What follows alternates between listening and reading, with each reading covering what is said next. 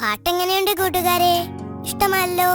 ഇനി നമുക്കൊരു കഥ കൂടി കേൾക്കാം. ഒരു കുരങ്ങന്റെയും വലിയ മുതലയുടെയും കഥ. ഇതിലും വലിയൊരു ഗുണപാഠമുണ്ട് കേട്ടോ. അത് നിങ്ങൾ മനസ്സിലാക്കുമല്ലോ കൂട്ടുകാരെ.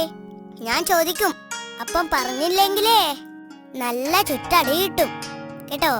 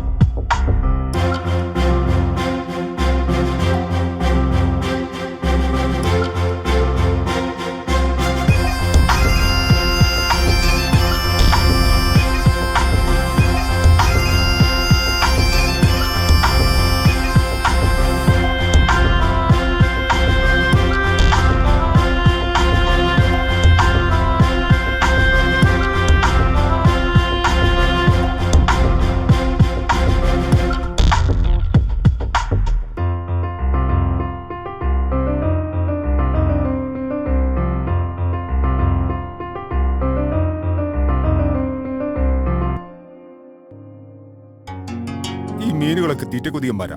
കണ്ടില്ല ഓരോന്നിന്റെയും ആക്രാന്തം. എത്ര ഇരയാ തിന്നു തീർത്തത്. മീനെ കൊത്തണമെങ്കിൽ വേഗം കൊത്തിക്കും. എനിക്ക് നിന്നെ കാത്തിരിക്കാനൊന്നും നേരമില്ല. ഞാൻ പോവും. പിന്നെ കൊത്തണമെന്ന് വിചാരിച്ചു വന്നാ ഞാനും ചൂണ്ടയും ഇവിടെ ഉണ്ടാവില്ല. അല്ല മീനിന്റെ ഒരു കാര്യം. അല്ല കുരങ്ങച്ച, നിങ്ങൾ ആരോടാ ഒറ്റക്ക് സംസാരിക്കുന്നത്?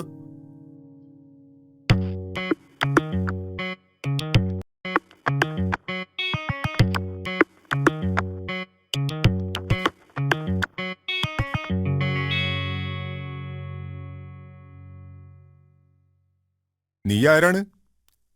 നിന്നെ ഇതിനു മുമ്പ് കണ്ടിട്ടില്ലല്ലോ. ഞാൻ അക്കരെയുള്ളതാ. ഞാൻ എന്നും നിന്നെ കാണാറുണ്ട്. ഇവിടെ വന്നതിന്റെ ഉദ്ദേശ്യം? വെറുതെ. എനിക്കിവിടെ കൂട്ടുകാരാരുമില്ല. ഇവിടെ വന്നാ നീയുമായി കൂട്ടുകൂടാലോ.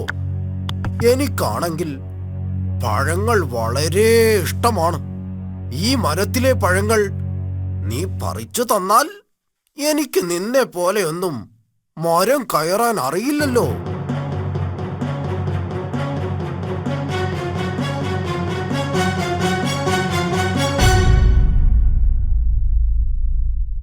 അയ്യോ, നീയാണ് എന്റെ മീൻകൊട്ട മറിച്ചത്.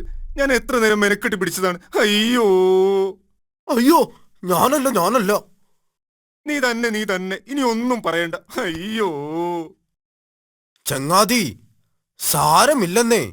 നിനക്ക് മീനല്ലേ വേണ്ടത്? ഞാൻ എത്ര വേണമെങ്കിലും പിടിച്ചു തരാമല്ലോ. എങ്ങനെ? നീ വെറുതെ പുളു അടിക്കണ്ട.